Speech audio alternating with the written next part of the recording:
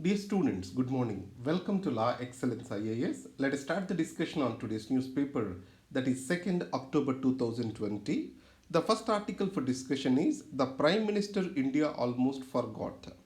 It is about Lal Bahadur Shastri. After the death of Prime Minister Nehru in 1964, there is leadership vacuum in India. In that context, Lal Bahadur Shastri's name was put forward, and the major reason for this is his integrity. If you remember, he resigned as a railway minister taking responsibility for rail accident. And second thing is, when Nehru proposed for Kamraj plan, Mr. Lal Bahadur Shastri is the one who moved from government to party to serve the party. What was that Kamraj plan is about? It is shifting the ministers in government to serve the Congress party and to rebuild the party from the roots. And in that case, Mr. Lal Bahadur Shastri is the first to come forward. And second, he has both the traits of Gandhiji and Nehru. He is socialistic by heart, frugal in his living, and added to that, believed in intercommunal harmony. On the other side, Nehru knows the sensitivities of entire India, but Shastri more or less confined himself to North. That has racked up the official language policy and violence surrounding it. How he has faced the challenges, what challenges he has faced is the center of this discussion. From exam perspective, you need to know what are the major events that have happened during the Lal Bahadur Shastri's era in Indian political scenario. You know, Pakistan invaded India during Lal Bahadur Shastri era. It is 1965 war. It wanted to take the leadership crisis as an opportunity. Then India had a challenge to face the double front war. What does that mean? India thought that on one side Pakistan is coming up, and this weak position of India may be taken as a chance for China, and it may open another front of war at the border. But China did not open it. It is a diplomatic victory for India. The success shall be given to Lal Bahadur Shastri, the Prime Minister then, and Swaran Singh, who was the Foreign Minister of India at that time. Second, India was able to successfully win the war, and Ran of Kutch issue was settled in favor to India. Next point, India was facing lot of food crisis. The foundations for green revolution, public distribution system, establishment of Food Corporation of India was laid during Shastri's era. Shastri may not be the charismatic personality like Pandit Nehru, but he has institutionalized the government rather than making it revolve around the individual. This institutionalization is clearly visible in the success of food security in India. Further to this, Shastri's slogan Jai Jawan, Jai Kisan. It was later expanded as Jai Jawan, Jai Kisan, Jai Vignan by Prime Minister Atal Bihari Vajpayee. And language issue, if you see, Official Language Act 1963 kept language policy a bit ambiguous.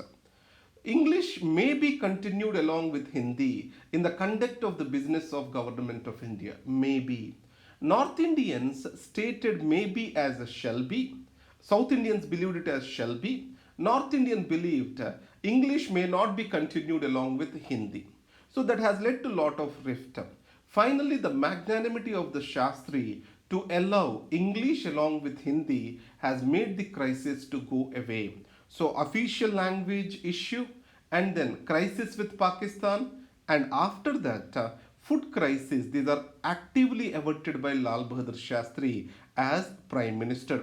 Finally, if I have to say something, Prime Minister Shastri is known for institutionalization of government, and he has shifted the economic focus towards the agriculture. These are the 2 points I can emphasize.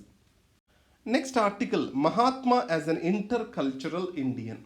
This article is a bit complicated for you to understand because it is very much filled with ideology and philosophy. But I'll try to make it simple for you. In the ethics classes, you can better understand this article and you can enrich your ethics class based on the information given over here. For Gandhiji, non-violence is not a moral tool alone, it is also a political tool. Let us take a powerful man and a powerless man.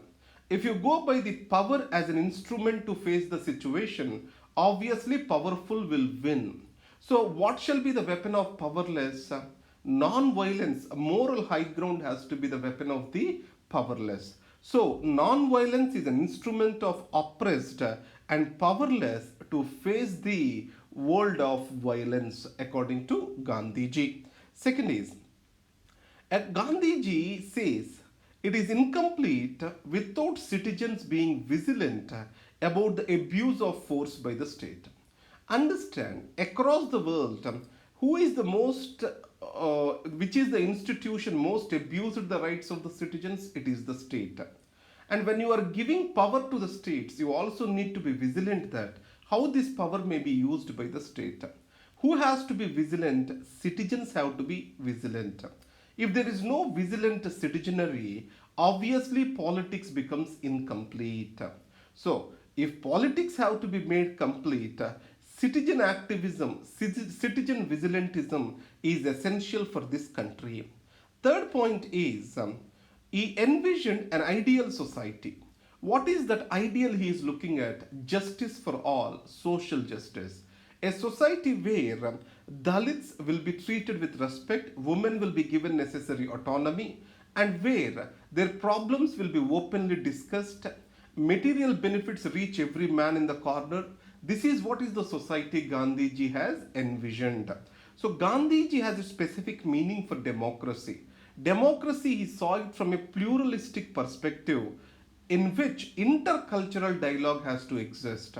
Different communities shall be able to sit together, learn together, evolve together, understand each other, and collective action towards collective problems. This is how society has to be made. So, intercultural dialogue, pluridimensional view of democracy was the Gandhiji's view. So, just having a constitution, having voting rights, or certain rights under the constitution is not democracy. Democracy is all about understanding and learning from each other and openness in debate and discussion. These are the views which are being expressed. These views you can put down on your answer sheet in your ethics paper, that is GS paper 4. The next article for discussion: should online gambling in India be regulated? So remember, we are not concerned about online gambling or something. Regulation versus ban.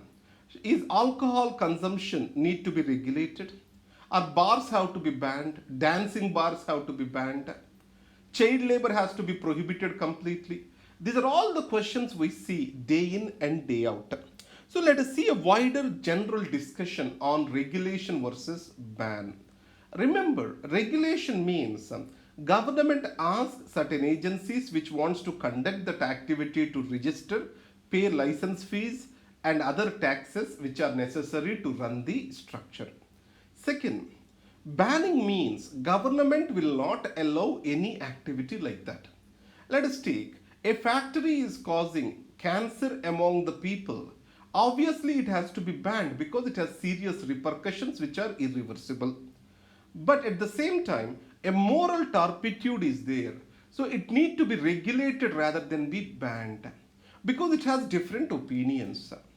So a factory which is releasing, chemicals, there is no doubt, there is no choice in that. Ban it because it does irreversible damage. But certain debates, there will be a moral, betting has to be banned or regulated. It is more about a perception. There will be no universal opinion onto that. That's where this debate comes in. So how we shall argue this debate? Revenue dimension. When you are regulating something, you are forcing them to take licenses. When they are taking licenses, government's revenue will increase. You can use that revenue to monitor that activity. When you are monitoring effectively, you can understand the illegalities happening over there, and then you can monitor or effectively control the business. Second thing is loss of control and monitoring can happen with banning. Why? If something is banned, it will go underground. When it goes underground, get collecting data or getting it reported becomes very difficult. It leads to unorganic growth and it is ultimately dangerous to all. It becomes very difficult to monitoring. In this case, betting, gambling. If you see in UK, there is an act called Gambling Act 2005. It admits the regulation of gambling or betting. In India, 2020 matches, we know there is a huge betting going on, but there is no regulation of it. So, regulation is an effective tool when we want an organic growth, proper reporting of the things. Then, what kind of regulation has to be there? Government regulation or self regulation? Self regulation means the people in that sector they regulate themselves. Let's take media. Media self regulates itself. Self regulation is highly ineffective in India. So, the best regulation is legally enforceable regulation. In the case of gambling or in the case of smoking, whatever it is, legally enforceable regulation is only effective in India that need to be followed. That is the essence of this article. So see, anywhere ban versus regulation, this is what goes on. The same kind of debate goes on. Undying embers. This is about gruesome rape incident happened in Hathras district in UP. Now, this sends very important points to us. Can crime end with strict laws in India? After Nirbhaya incident, India has amended its laws and it has made stringent punishments in Indian Penal Code. Did it stop rape from happening in India? No. And then what is the way forward to reduce this, to affect this? Gender sensitization. So Dalit and gender violence both are interconnected in India. Sexual violence against the Dalit woman is seen as a domination by the upper caste. So this insensitivity towards the Dalits and lack of acceptance to the new reality of Dalit assertiveness can be stated as a reason for growing violence. Remember, in India, the sexual violence against women and all forms of violence against Dalits are increasing. SC/ST Prevention of Atrocities Act, it was is an instrumental to stop this violence to an extent, but it is highly ineffectual because of the poor police action. That's what we need to remember. The next article is Constraining Critique. What is the help a criticism can make to an individual? It acts as a feedback on which we can act and improve ourselves. The civil society is an important element of feedback to the government on its decisions and actions. In this case, Amnesty International is a globally reputed institution which has also won Nobel Prize. It works on minority rights, human rights, etc. It has actively reported on religious violence, especially minority rights and situation in Jammu and Kashmir. And then government has initiated investigation and choked its sources of funds. You also saw recently Foreign Contribution Regulation Act was amended and it was further tightened. So once the foreign sources of funds are being stopped, these institutions almost becomes impossible to function. That's why Amnesty International stopped its offices or closed its offices in India. So it is like the situation in countries like Russia and authoritative countries like African Libya, etc. So is India moving backward on civil rights is the big question. Civil society activism is essential to broaden the rights of the citizens.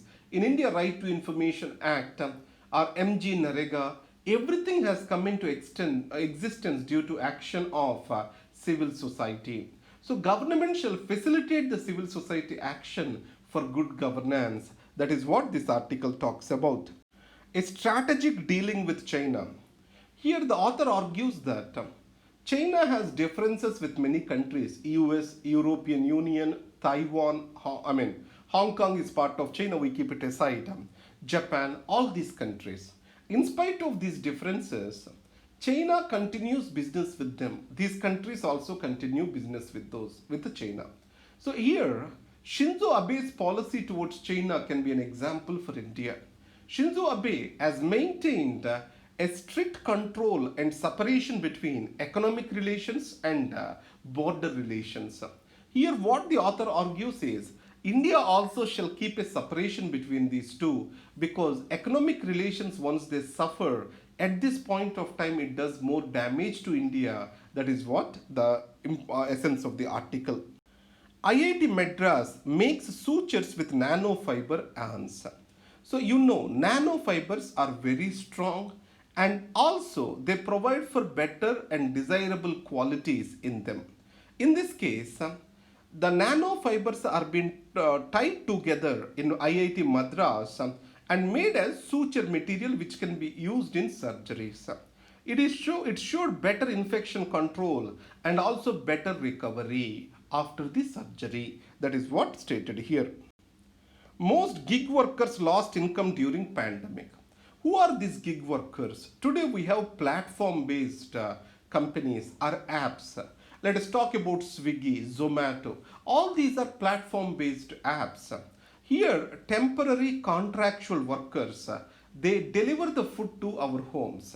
These are the example for gig economy. In gig economy, the job is temporary. There is no security in the job and there are no social safety nets. In COVID-19, their vulnerabilities got exposed and many of them lost their incomes. The next article is Manufacturing PMI sees fastest growth in 8 years. What is this PMI? Purchase Managers Index. The mean value of this PMI is 50. Greater than 50, it is a positive action. Less than 50, it is a negative action. How many points it is away from the 50, that shows the intensity of loss or gain. So this PMI, Purchase Managers Index, it denotes business activity before official figures come out.